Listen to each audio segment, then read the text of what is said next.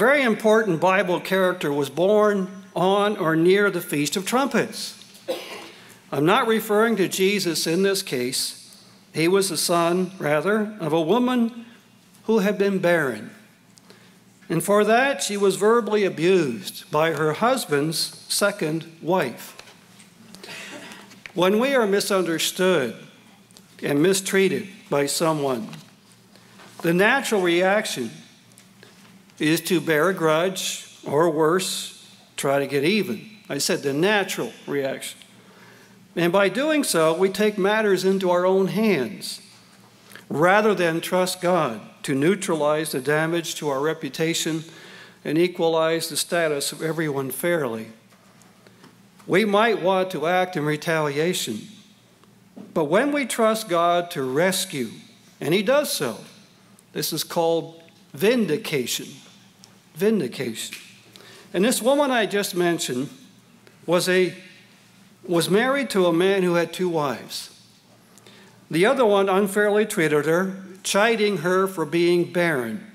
Barrenness in the ancient world was one of the most horrible things, one of the worst things to happen to a woman in the thinking of women.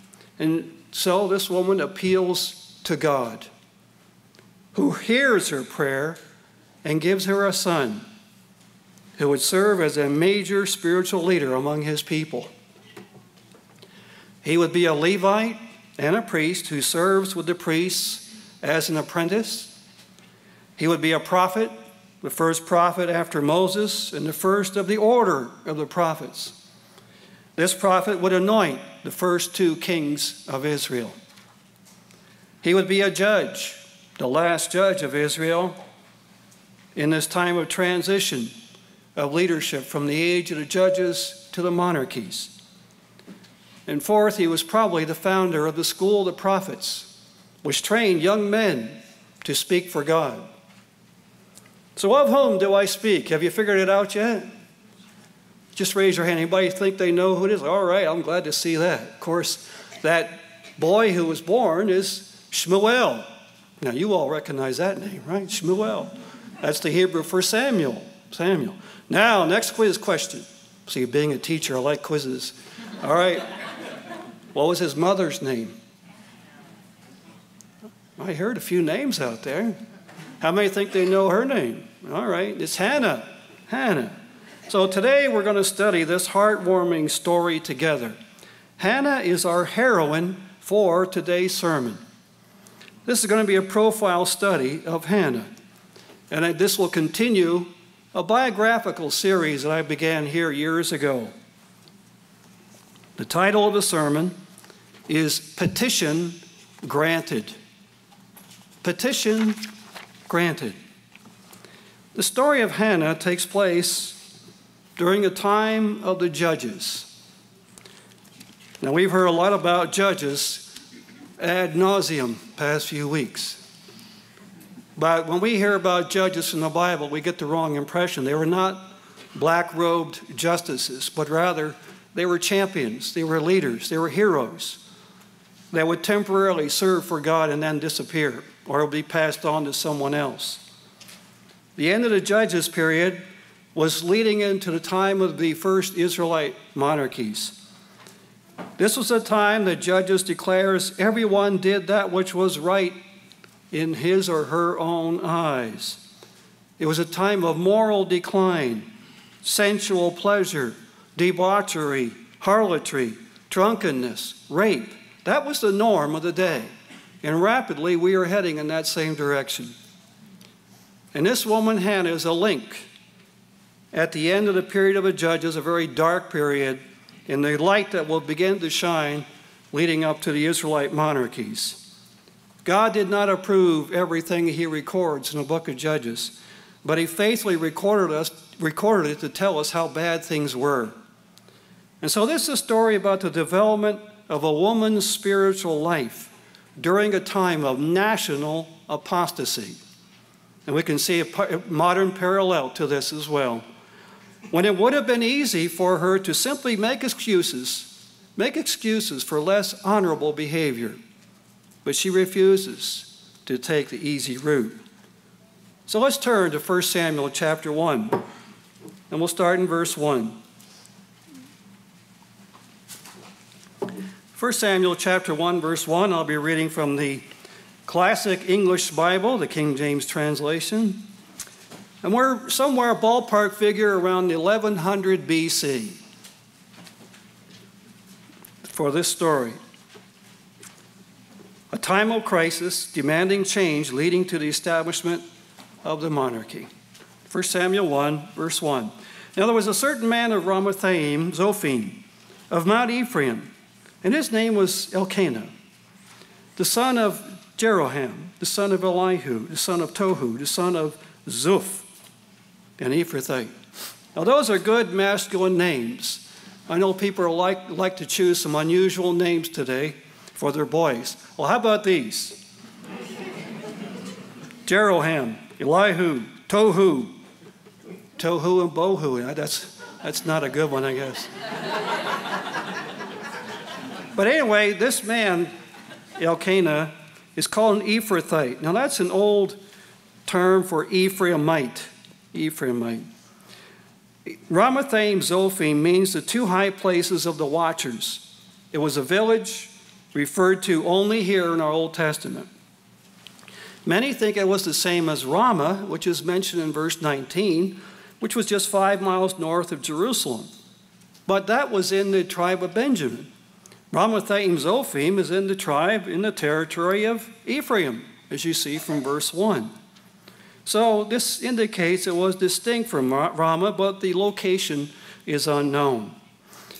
His name is Elkanah, or Elkanah in Hebrew, depending on which accent you want to use. His name means God created. He was an Ephraimite geographically, but he was a Levite genetically, because the tribe of Levi was not given a territory. Instead, the Levites were given cities within the other tribes. And so Levites lived in all the other tribes in certain cities. And so this Levitical family lived in the tribe of Ephraim in this particular village. So his name means God created, or God brought, or acquired, or possessed, depending on the Hebrew translation. And he's a Levite of the Kohathite clans of Levi, but he referred to it as an Ephraimite because he lived in this mountainous region of the territory of Ephraim, since Levites were not given their own territory. Instead, they were given allotted towns. So the old name for Ephraimite was Ephrathite. Samuel and Saul come from the northern tribes. Daniel came from the southern tribe of Judah. But there were regional tensions before, during, and after the establishment of the Israelite monarchy, something that is not strange to us Americans. Verse 2, he had 2 wives. The name of the one was Hannah, the other was Peninnah. Peninnah had children, but Hannah had no children.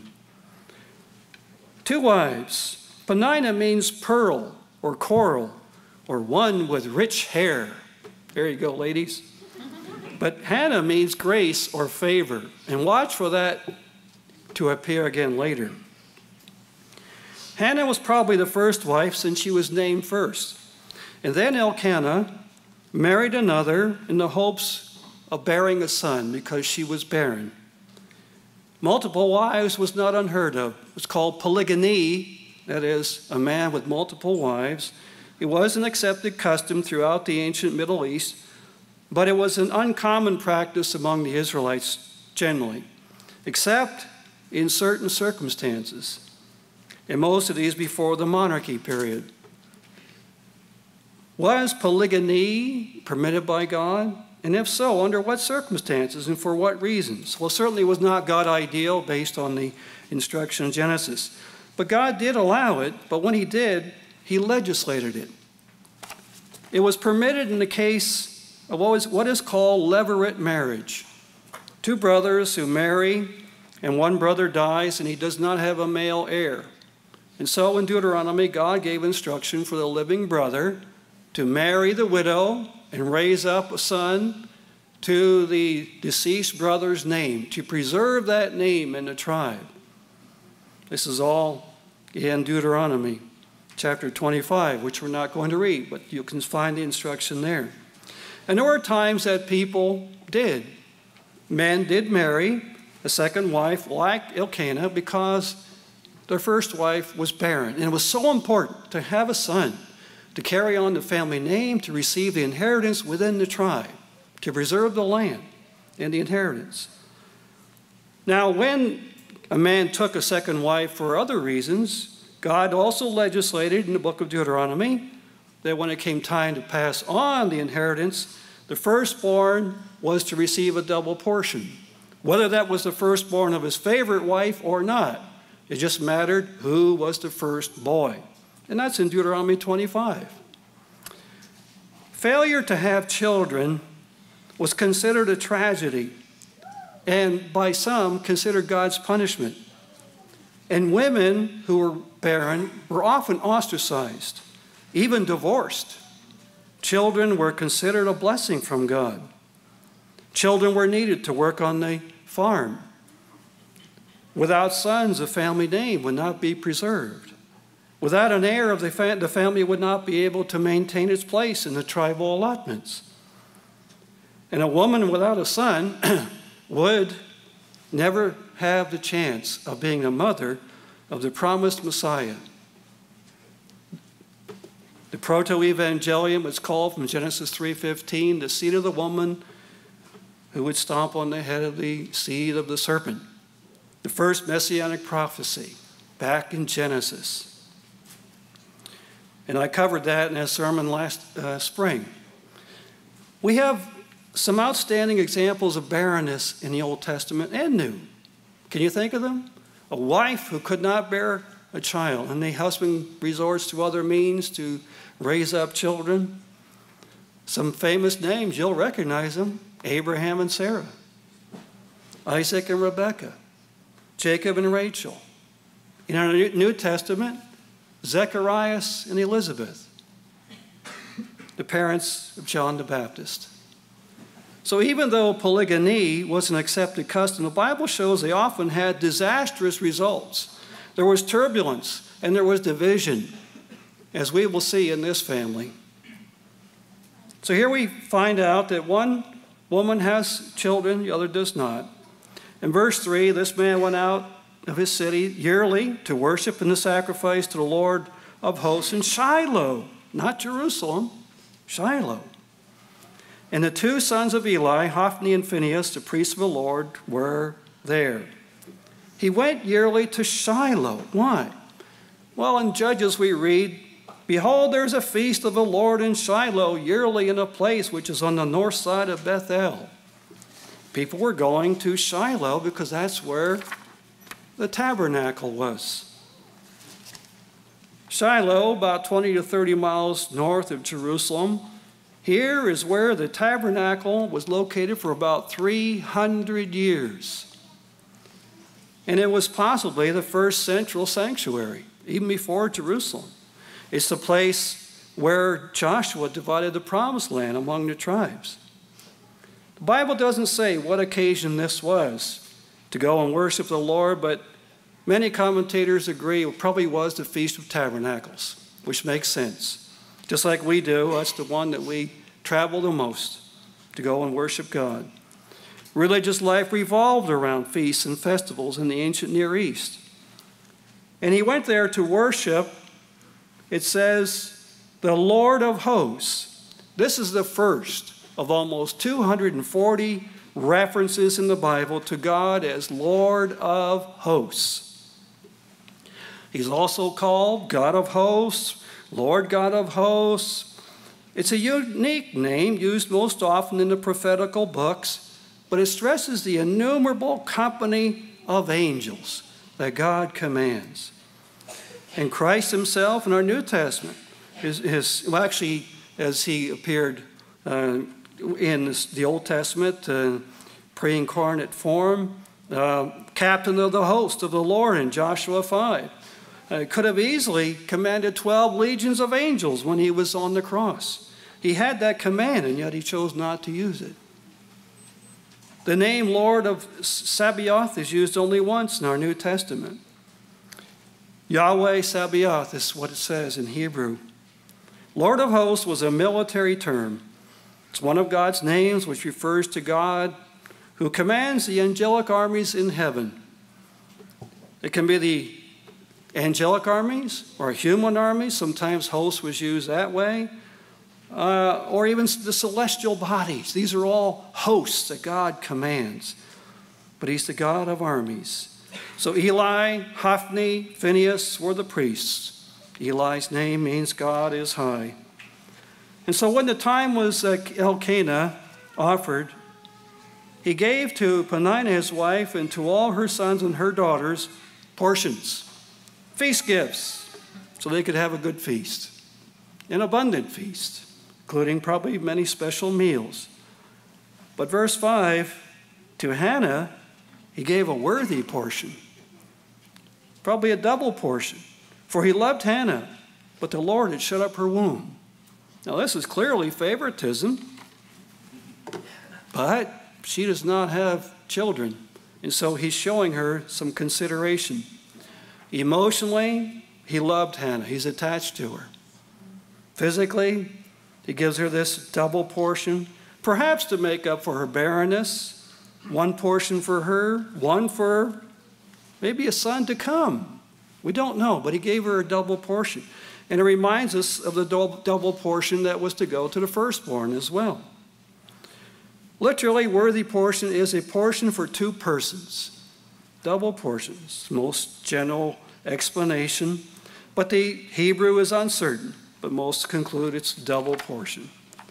All right, so verse 5, he did so because the Lord had shut up her womb.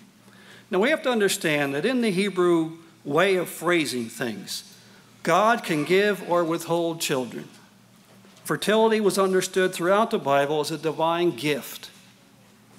We've actually used that word gift in one or at least one of our children's names.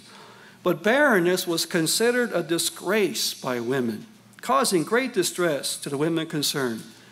And for many, it was considered even a curse.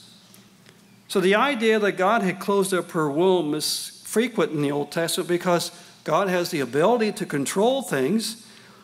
It is as if he directly caused it. But in the Hebrew, it's expressed that he had caused it.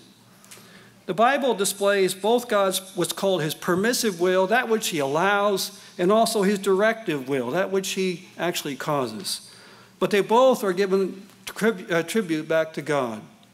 It's the way the Hebrew language phrased it. Another example was when God hardened Pharaoh's heart.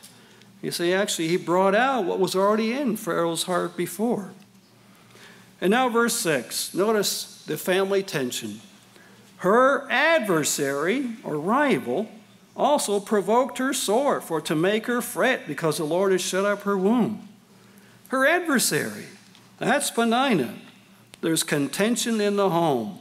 There are jealous, hurtful words deliberately spoken to make life miserable for Hannah because she was childless. We have other couples or women who were at odds in the Bible as well in Genesis. Sarah and Hagar, Leah and Rachel. Yeah, the Bible tells the truth. It tells us exactly as things were. It doesn't try to whitewash it. And it caused Hannah to be enraged, or literally to thunder. She's upset. She's provoked. She's angry because this Peninnah comes down on her every year at the feast, scolding her for not bearing a child and implying it was her fault. It may not have been her fault. We don't know what went wrong. But nonetheless, there we have it in verse 7. And so as he did so year by year, Elkanah, when she went up to the house of the Lord, so she provoked her. Therefore she wept and did not eat. God required that Israelite men appear before him at 3 festival seasons, 3 times a year, Exodus says. And many brought their families, but it was not required of them, especially if women were carrying children far along. But this shows Hannah's devotion, that she went faithfully with her husband and even with Peninnah. and had to endure this every feast. But I want you to notice what Hannah did not do with these ugly words that were spoken to her. She did not answer in kind. At least we have no record of her retorting to Peninnah or getting into fisticuffs. She just takes it patiently. Though it's eating her up, she's discontented. And she's going to come up with a plan. She knows the right thing to do, as we'll see. And so in verse 8, then said Elkanah, her husband, to her, Hannah, why do you weep? Why do you eat not? Why is your heart grieved? Am I not better to you than 10 sons? Now, some women read that and they say, he just doesn't get it, does he? He just doesn't understand. You just don't understand. Title of a popular book many years ago. That may have been the case. But we have a similar statement just over the previous book when Ruth is touted by the townspeople for Naomi that Ruth is better than 7 sons to Naomi. So it seems in the Judges period this was a common expression. We have to understand husbands or sons were essential for women's survival in that age. It's very different today. Children gave mothers honor and provision if their husbands were deceased. And Elkanah, since he was alive, may have been sincerely trying to imply to her, why can't you be content, even though you don't have a son, because I'm here, I'm alive, I'm providing for you. But she wants a son. She wants a son. In this culture, having a husband or adult son was essential to provide for the women's food, clothing, shelter, protection. He wants her perhaps to keep her perspective. So verse 9, look what she does. She didn't go for her boxing gloves. Hannah rose up after they had eaten in Shiloh and after they had drunk. Now Eli the priest sat upon a seat by the post of the temple of the Lord. She rises up to accomplish something. She's strengthened, and she goes from the house of contention to the house of the Lord. She's determined to do something significant. We find that the others were eating, drinking. There were lavish banquets of meat and wine. Eli was the high priest and judge at this time. He was descended from the 4th son of Aaron. But he would sit on a seat out front of this sanctuary, symbol of his authority, by the post, the doorpost, perhaps referring to the curtains of the entrance of the tabernacle, where people would approach Eli for judicial rulings, since he was a judge. Perhaps it was an elevated platform at that time, we don't know. But the word in the King James is temple. I know in the New King James it says tabernacle, but the word in the Hebrew seems closer to the word temple. The central sanctuary was a house or temple, and it seems to be more permanent complex than the tabernacle was in the time of Moses and Aaron. We don't know for sure. There's great debate over it. But anyway, this is where people came to worship the Almighty, and it's in Shiloh. And she was in bitterness of soul and prayed to the Lord and wept sore. Bitterness of soul. You know, that same phrase was used by Naomi in the book of Ruth, that she was bitter of soul when she lost her husband and 2 sons. But Hannah knows what to do. She goes to where God is, because the tabernacle or temple was where God dwelt on earth among his people. That was the purpose of this building, so that God could dwell among his people. And she's weeping sore, severely. She's terribly upset. The sorrow of childlessness and being berated every year by Peninnah, maybe others, moves her to act decisively. And she does the right thing. She goes to the tabernacle and she prayed to the Almighty, the Eternal One.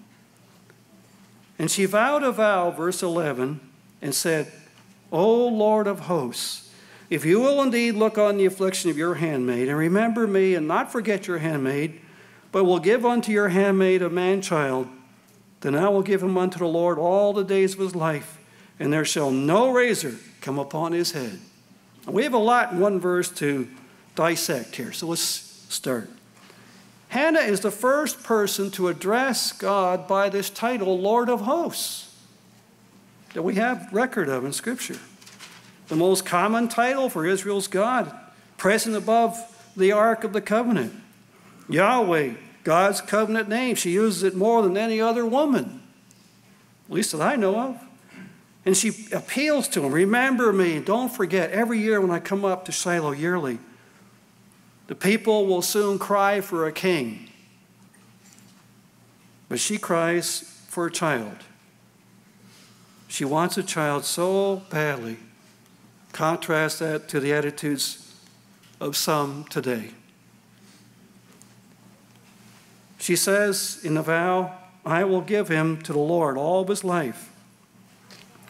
Samuel, her son who is to come, is a descendant of Levi. He's the Lord's property. He was to serve the eternal from age 25 to 50. But the vow here implies that he would be consecrated to the eternal from his infancy to his death, from womb to tomb, as we might say. And that he should not only act as a Levite, but as a Nazarite, because no razor will come upon his head. Levites customarily serve from age 25 to 50. So instead, in this vow, she promises to give that boy to God his whole life. This no razor shall come upon his head. What does that tell us? Well, you just go back to one book again, or two books, to Judges, and we read there, for behold, you shall conceive and bear a son, in this case Samson, and no razor shall come on his head, for the child shall be a Nazarite to God from the womb. See, Nazarites took on a vow. Generally, it was temporary. But for Samuel, this will be a lifelong vow. And Nazarites were not to cut their hair, they were not to drink wine, nor touch dead bodies, a symbol of their dedication to God. So she would dedicate to her son to be a Nazarite his whole life long, to be a lifelong Levite serving God and a lifelong Nazarite. This is a solemn vow, which is characteristic of the Judges period. Even among Gentiles, they would make vows like this as well. And she promised that if God would give her a son, she would give that child back to God. And she's the only woman recorded that I know of in the Old Testament who made and kept such a vow. So she really is a remarkable woman. Now, vows had two things were typical. One was a condition. If, appealing to God, if you provide me this, then, you have a condition, then you have a commitment. If you give me a son, then I will commit him unto you. It was typical of vows. Now, what is important to note here is that based on verses in the book of Numbers, when a woman made such a vow, her husband or her father could disallow it. He had the option. If she made a vow rashly, it was somehow going to impact the family negatively, he could overturn it. I want you to see if Elkanah ever overturns her vow. So verse 12. All right, so back in verse 11, again, it's a long verse, but she says, remember me, God, don't forget your handmaid. She calls herself God's female servant. If you'll give me this man-child, this son, I'll give him to him all the days of his life, and no razor come on his head. And it came to pass, verse 12, as she continued praying before the Eternal, Eli marked her mouth. So she's praying, no words are coming out, but she's moving her lips. Anybody ever pray like that? Now, sometimes you'll see people moving their lips, but it's not for that reason. But for her, it was. And Eli sees it, and he suspects the worst. Verse 13, Hannah, she spoke in her heart. She's got heart-to-heart communication. Instant prayer. Only her lips moved, but her voice was not heard. Therefore, Eli thought she was drunken. Now, where would he have come up with such an idea? Now, she contributes much prayer. This is the first time a woman is shown praying in a temple like this or at the temple. And she creates her own unique relationship with God. Her voice is not heard. This is silent mental prayer. And this is the only example that I can think of silent prayer. It's explicitly stated. So she's praying. And Eli thinks she's drunk. And where did he get such an idea? Well, in the rest of the story, perhaps from the example of his own sons, because Eli's sons were renegades. They were priests as well, but they took advantage of the people, and you'll find that later in the first few chapters of 1 Samuel. This might indicate it was not uncommon for drunken people to enter the sanctuary, and God actually made a law that priests were not to drink before performing holy duty. This shows us the religious and moral deterioration of the time, and Eli himself declining as a spiritual leader. He assumes the worst. Now, can you think of an example from our New Testament where people are moved upon divinely and their enemies assume they're drunk? Yeah, the book of Acts in the apostles. Peter says, no, it's way too early to drink. They were moved by another spirit, not by alcoholic spirits. So verse 15, Hannah answered and said, notice this respectful reply. No, my Lord, I am a woman of a sorrowful spirit. I've drunken neither wine nor strong drink, but have poured out my soul, my nephesh, my heart to God. I haven't drunk wine. I haven't drunk beer or intoxicating drink. I'm pouring out my soul to God. Unlike other barren women, she takes her problem directly to God, right at where he was located on earth. This is how we respond to false accusations. Eli had assumed the worst, and she replies to him politely, patiently. She calls him my Lord. She honors him for his office. As the proverb says, a soft answer turns away wrath, but grievous words stir up anger. She gave a soft answer.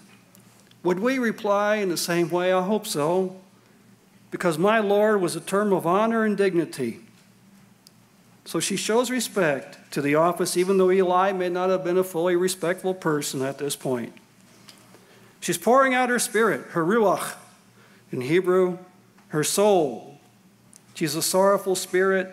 She's pouring out her soul to God. And so verse 16, don't count me as a handmaid. Don't count your handmaid, rather, as a daughter of Belial, as a wicked woman. That's the way it's phrased literally. For out of the abundance of my complaint and grief have I spoken hitherto. Hannah denies that she's a daughter of Belial. Now, that was a phrase used for wicked, valueless, worthless people. And it was commonly used because just in chapter 2, we find Eli's sons are so described. They're described as sons of Belial. That's how bad they were. So it's a phrase that's commonly being used. And in our New Testament, Belial is a name for Satan. Pretty bad. She says, no, I'm pouring out my complaint and my grief to God. She knew where to go, brethren. She's a lesson for us. That when terrible things happen to us, and they will, we're back from the feast now. We're back in our jobs, back in our communities, back in families that don't understand why we do things the way we do. And we're going to have sometimes some heavy flack come our way. And Hannah's a model for us on how to handle it. She shows respect. She turns to God.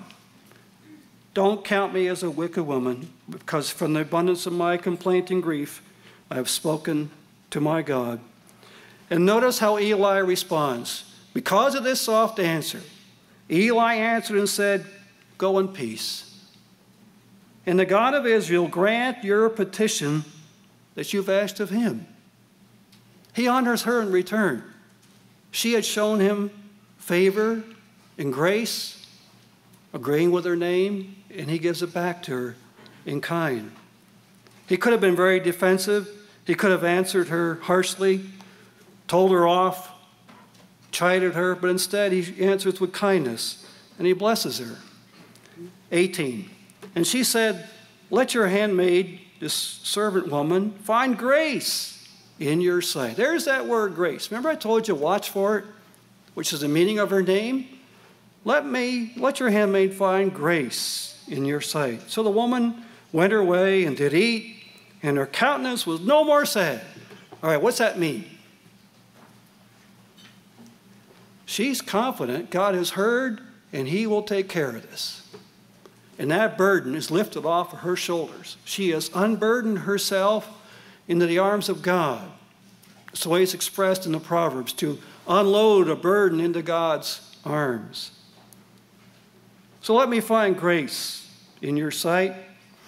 So she went her way. Now she eats, gets back to normal. Her countenance is no more sad. She had confidence that God heard her prayer and would answer. Verse 19 kind of begins a new chapter, a new page.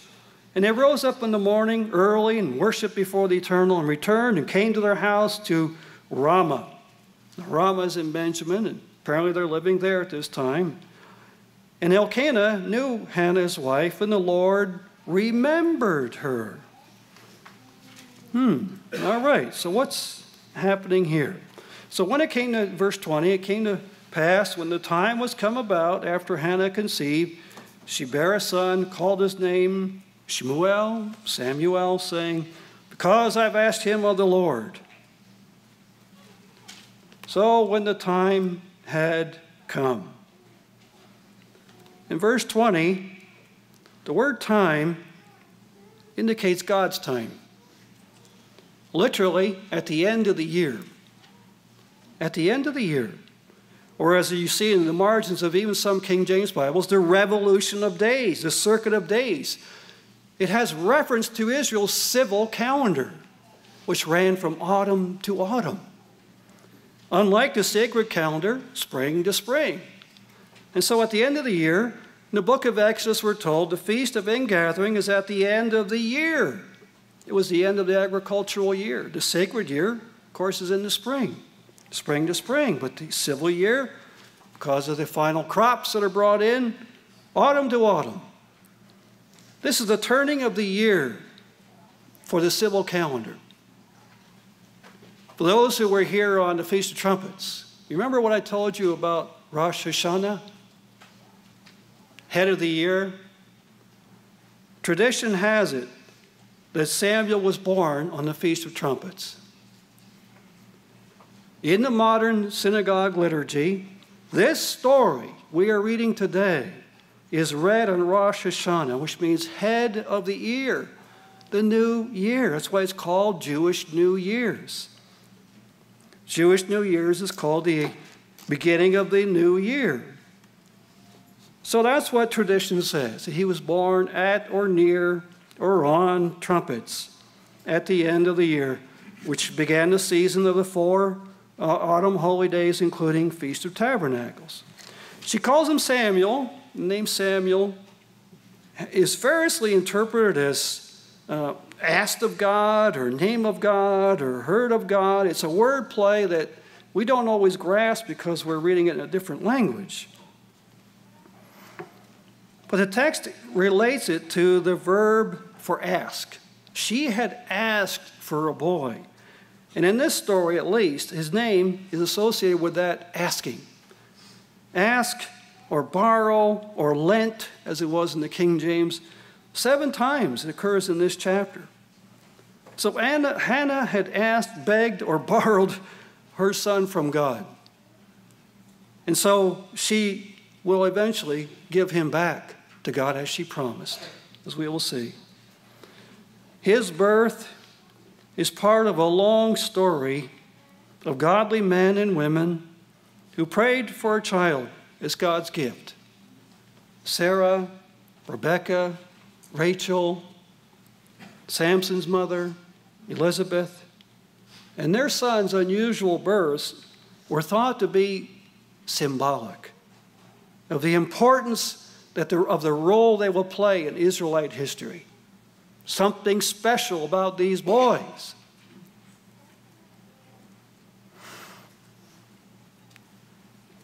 She calls him Samuel because I have asked him of the Lord.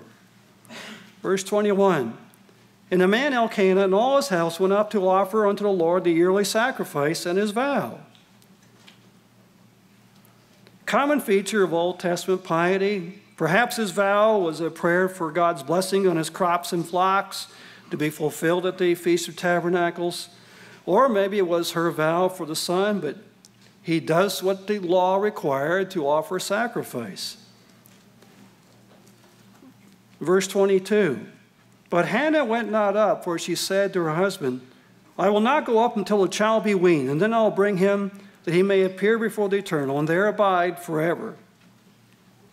Hannah realizes the importance of a mother's influence. Sons were prized in that culture. It was just the way it was. And she says, no, I'm going to wait until the child be weaned. How long would that be?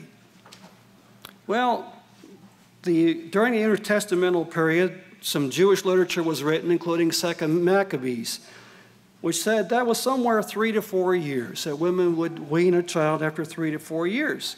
Some would even nurse up to 7 years.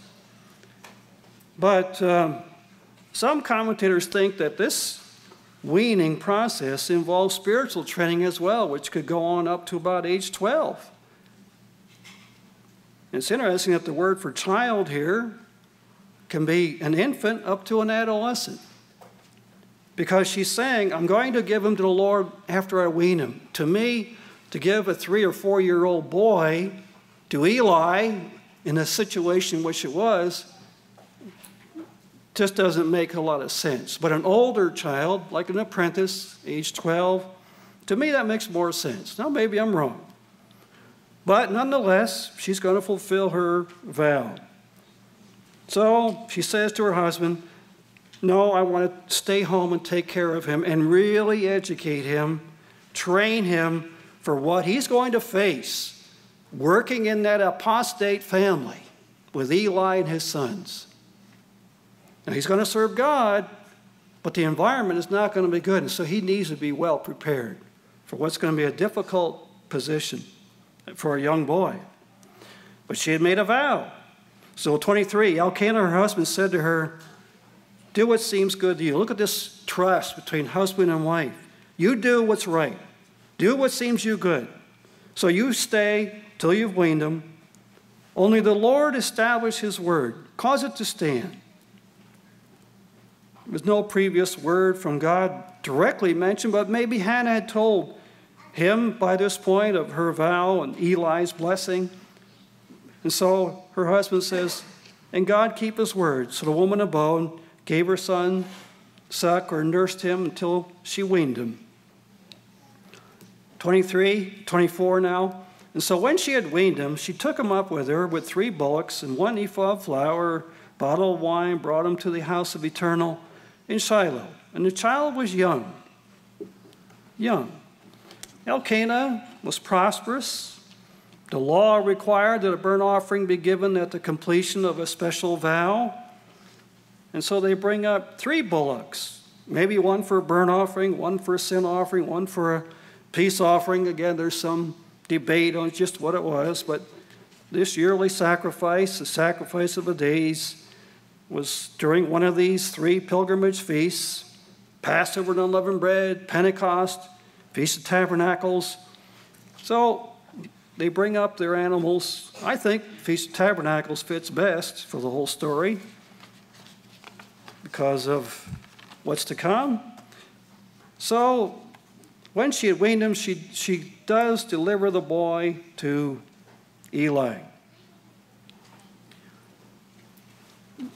Let's go on to verse 25. So we have in verse 24 the animals, we have the flour for a meal offering, we have the wine for a drink offering, and 25 says, they slew a bullock and brought the child to Eli. This was family worship. They, plural pronoun. The bullock. Possibly Elkanah's sacrifice was thanksgiving for Samuel's birth, and the other two animals may have been his usual sacrifice. That's just one possibility. And she said, "O my Lord," speaking to Eli, "they slew the bullock and they brought the child to Eli. And she says to him," again, notice, "O my Lord, as your soul lives, my Lord, I'm the woman that stood by you here praying to the Lord." Do you remember me? Remember I was praying, my lips were moving, but I wasn't saying anything, and you thought I was drunk? And you gave me a blessing when I made that vow. Here he is. Here's Samuel. Let me introduce you to him. He's here to work with you. He's got priestly blood. He's going to be your apprentice. For this child I prayed, 27, and the Lord has given me my petition, which I asked of him. Hannah uses the same words Eli did in verse 17. The God of Israel grant you your petition as you have asked of him. Go in peace. She uses the same words to recount them back to Eli so he recognizes who she is. And this verse 27 gives us the title for today's sermon, Petition Granted. She petitioned God, and it was granted. She has her boy, and now she gives him back to him as she promised. In the Bible, it says, better not to make a vow than to make one and not keep it. So, verse 28, therefore also I have lent him to the Lord. As long as he lives, he shall be lent to the Lord, and he worshiped the Lord there. Hannah presents her child to God with a grateful acknowledgement of the goodness of his answered prayer. But she knew Samuel was a gift from God, that she now gives back to God. Anything that we receive from God we give to God rather, has first come from God. We're only giving him back what he has first given us. All of our gifts to him were the first gifts he gave us. So although Samuel was from a family that had lived in Ephraimite territory, because of his residence in the territory of Ephraim, at least at one time, at least his parents, by his genealogy from 1 Chronicles, we know he was of Levitical blood. So he trains in the temple under Eli the priest to officiate at public services that include sacrifices. What set apart the priests like Eli was their access to the altar of the burnt offering, incense altar, making atonement for Israel. Only Aaron's sons and descendants could do that. She gives him back to God. The word lent in the King James connotation of lent implies a lifelong, unconditional loan. You've loaned him to me, now I'm loaning him back to you. To give over, to make over, to return him, to completely give up. It's related to the word from verse 27 for ask. It's a play on words that we miss in our own language. Remember in Proverbs where the virtuous woman, no, actually this is in the passage just before the virtuous woman section in Proverbs 31. A woman talks about the son of her vows. Do the honorable thing, my son. You're the son of my vows. That certainly fits Hannah's case here. And so they worship the Lord there. That's not the end of the story. Go on to chapter 2. Hannah prayed and said, my heart rejoices in the eternal. My horn is exalted in the eternal. My mouth is enlarged over my enemies. There is none holy as the Lord, for there's none beside you. There is neither is there any rock like our God. And when you compare Hannah's hymn with Mary's, the mother of Jesus, you see some amazing parallels. that have been noted for centuries by Bible readers. I have a chart here from the NIV Cultural and Background Bible, which puts these in two columns: Hannah's prayer, Mary's prayer. Things like, God exalts the lowly. It's in both hymns. My heart rejoices in your deliverance, in both. There's no one holy like the Lord. And many other parallels. We'll make an interesting Sabbath study for you sometime. Read this prayer of Hannah's and then go and read Mary's. But this hymn has much theology. It was the custom of biblical writers to insert poems into prose books to increase the artistic and religious appeal, break up the narrative a bit. But this is a psalm of national thanksgiving, a prophetic psalm as well, as we will see. So she begins her prayer by rejoicing God's given her a child. This is a song of praise and thanksgiving. My heart rejoices, not just in Samuel, but even more in God who heard her prayer. My horn is exalted. First time it's used this way in the Bible, and the horn on an animal represented its power, its pride, its erect head, that it was strong and secure, invincible. And that was used symbolically to represent a person who's confident in God. She had been delivered from disgrace to a position of honor and strength. And then in verse 1, my mouth is enlarged. Now, it's not hard to kind of figure out what that means. What happens when your mouth enlarges? You smile. She's a happy woman. She was crying before, but she's happy now. My mouth is enlarged over my enemies because I rejoice in your salvation. There is none holy as the Lord, for there is none beside you. Neither is there any rock like our God.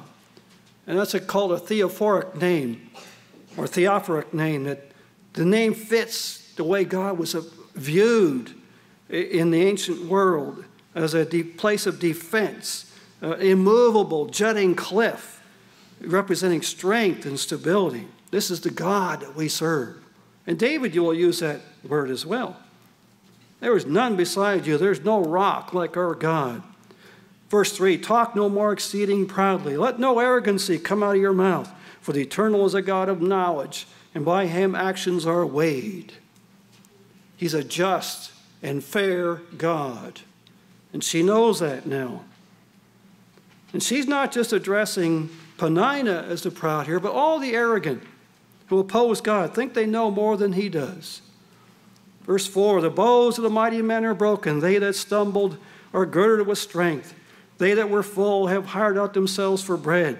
They that were hungry cease, so that the barren has borne 7, and she that has many children is waxed feeble. And she gives us 3 examples of how God reverses circumstances. There are unexpected turnarounds. One is military power, one is wealth, and the other is the birth of children. The barren has borne 7. Now that must be a poetic number for perfection, because as we'll read later in verse 21, Hannah, besides Samuel, has 3 sons and 2 daughters, 6 in all. But she uses that symbolic number, 7. Poetic number as well. Unexpected turnarounds. So, verse 4, the bows of the mighty men are broken, etc. All right, verse 6, the Lord kills, makes alive, he brings down to the grave, and he brings up. Did you ever notice that? Isn't that remarkable? Along with Abraham and Job, she seems to know something about a coming afterlife. That God has the ability to bring us back to life, even after death. God can kill, he can also make alive. He can bring down to the grave or bring up. It's remarkable. It's a striking statement of faith about a resurrection, a dead person being revived. And here it is in the story of Hannah.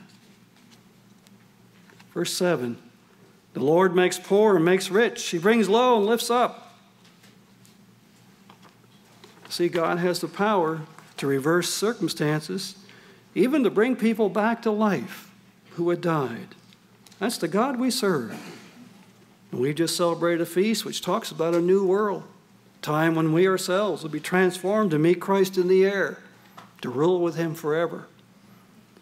Verse 8, he raised up the poor out of the dust, lifts up the beggar from the dunghill, to set them among princes, make them inherit the throne of glory. For the pillars of the earth are the Lord's, and he has set the world upon them. So this verse describes the compost heaps on the edge of town where people would dump their refuse and their ashes, where beggars and lepers would beg for food, solicit alms, the deepest degradation. He can raise those people back to good health and good circumstances. Because God controls the pillars of the earth, firm summits, perhaps referring to subsurface geologic structures, giving us general stability of the earth's surface. So the argument is from the greater to the lesser. If God can control the pillars of the earth, he can certainly do this for people. Verse 9, he will keep the feet of his saints, and the wicked shall be silent in darkness, for by strength shall no man prevail.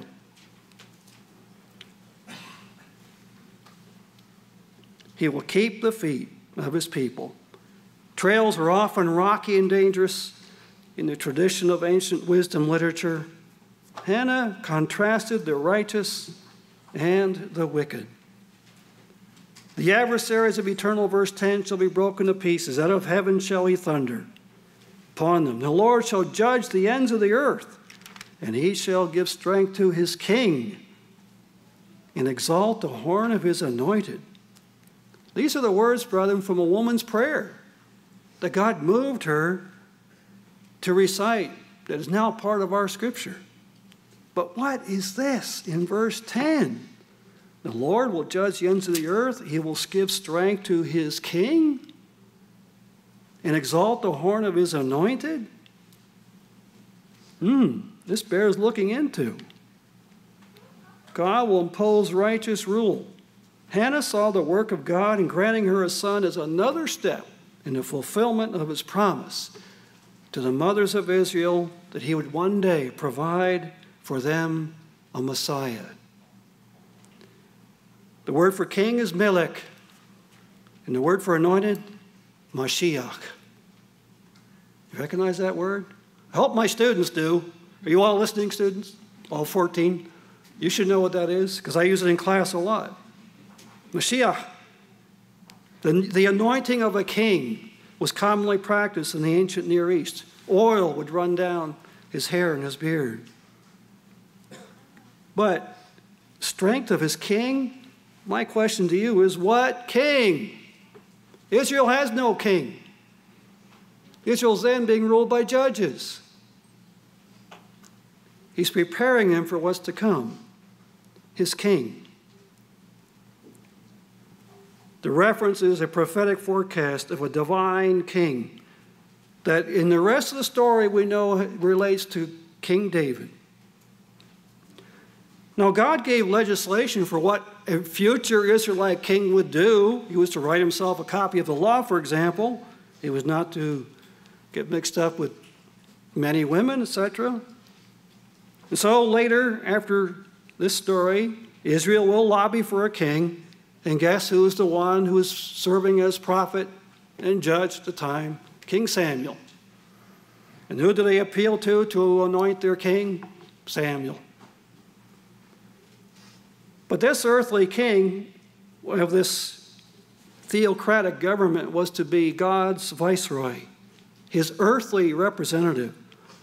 Not an autocrat like the Gentile leaders, bossing people around, but under God, serving in servant leadership to his people. That's what was intended.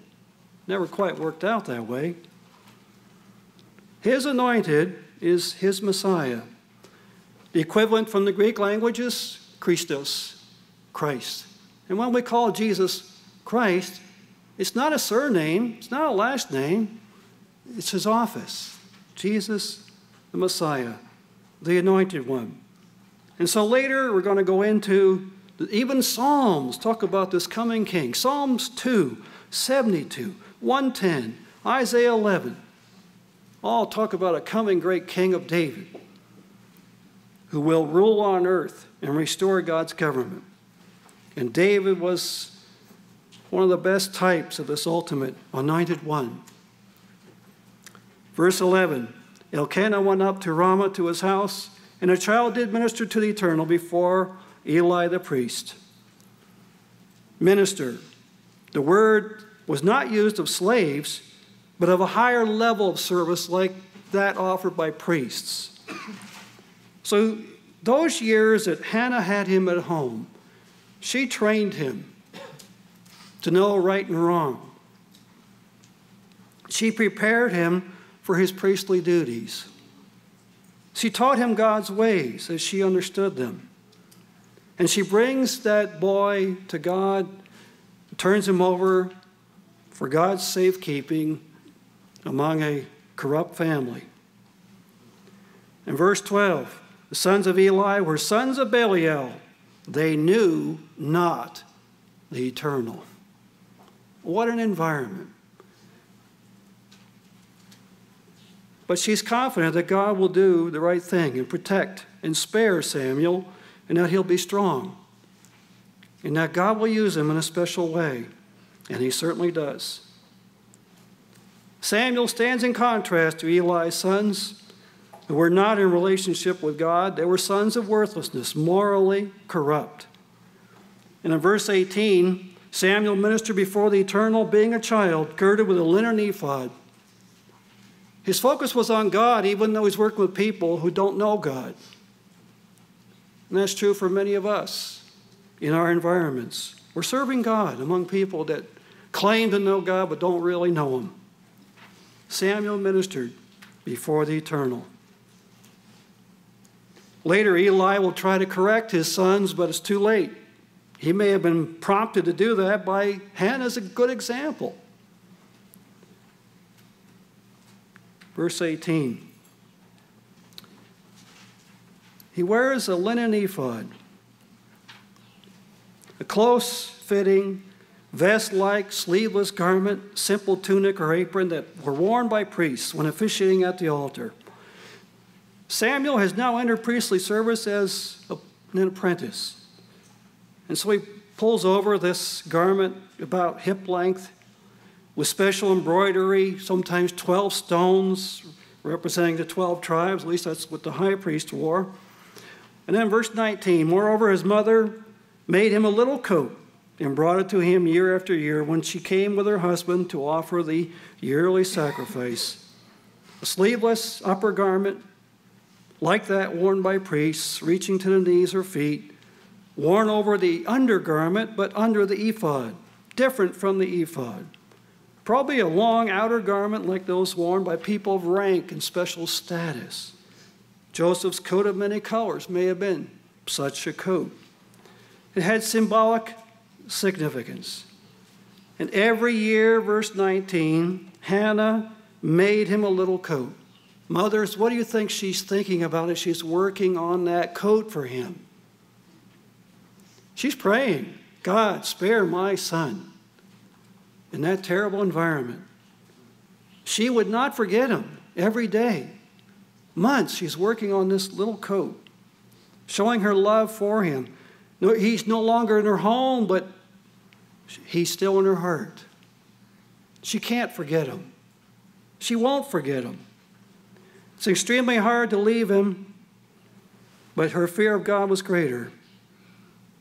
She does the next best thing. She looks forward to seeing him at that annual feast.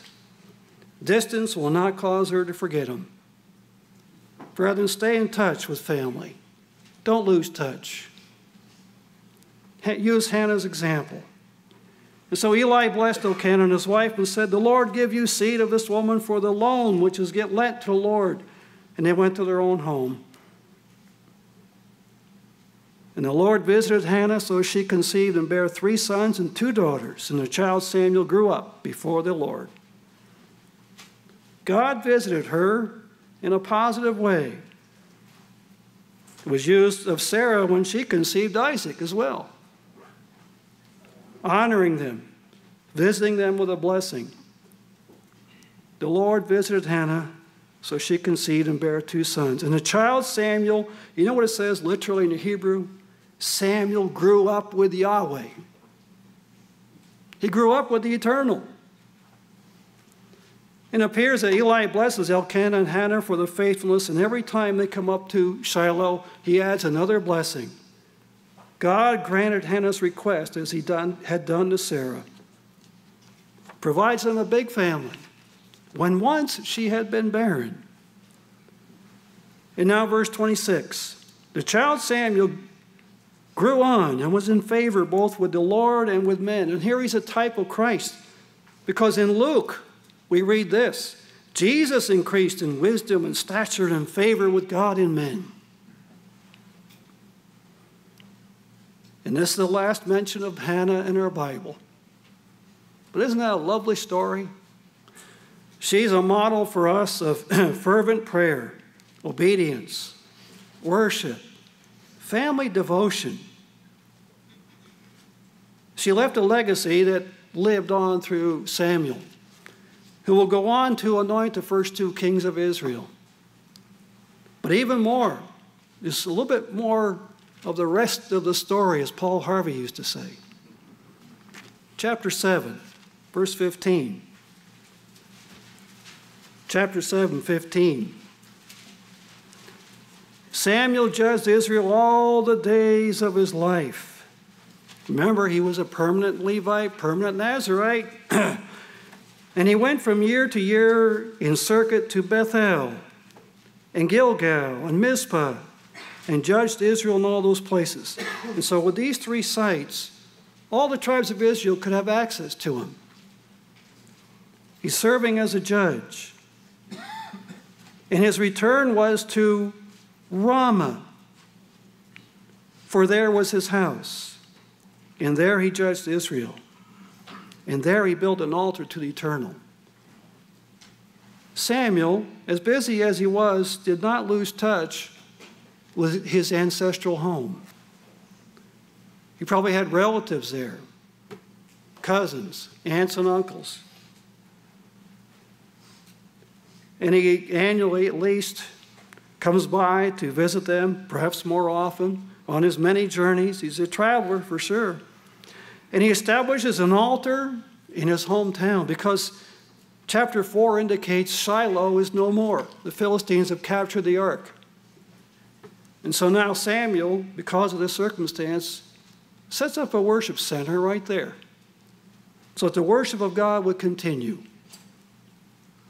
Samuel judged Israel. And so he went to Ramah. He didn't lose touch with his family, as busy as he was. I think it's a good lesson for all of us. So what can we take away from this wonderful story? Let me give you 4 things. Number 1 is, based on the story of Hannah, seeking a solution apart from God's word will lead to trouble down the road. She didn't do that. She avoided persecution. Circumstances can cause grief, and we often don't understand them. But God knows our story from beginning to end, and everything has a purpose. Trusting him is never misplaced. Number 2, we see Hannah as an example of being persistent in prayer and patience. She trusted God's timetable. She wanted a boy right then, but she had to wait until God conceived a child and 9 months later gave birth. She had to be patient. She trusted God's timetable. 3, we have to do our part, but we have to wait on God to vindicate our good name. Hannah desired a son, and God did not chastise her for being discontented. We're told in the New Testament, godly contentment is great gain. But that does not mean that our human desires are sinful in God's eyes, because in Philippians it says God invites us to bring our request to him, as Hannah did when she asked for that boy. An experience that only women can appreciate, I'm sure, fully. So God, number 4, may have a special blessing for your patience and faithfulness. So we have to do our part to wait for God to vindicate our good name and trust Him, because God hears and rescues all the Hannahs of the world. But God may have a special blessing in store after the patience is completed. God gave her that son, and what a son he was. And she trained him to be an outstanding leader. He was not perfect, as you'll read later, his own sons. There's some question about them, but otherwise an outstanding leader. And when Jesus returns, maybe Feast of Trumpets, somewhere around there perhaps, God's going to reverse the circumstances of his suffering people. Hannah has taught us many lessons. In the end, God rewarded her faithfulness with a son who changed the course of Israelite history and world history. Samuel was her petition granted.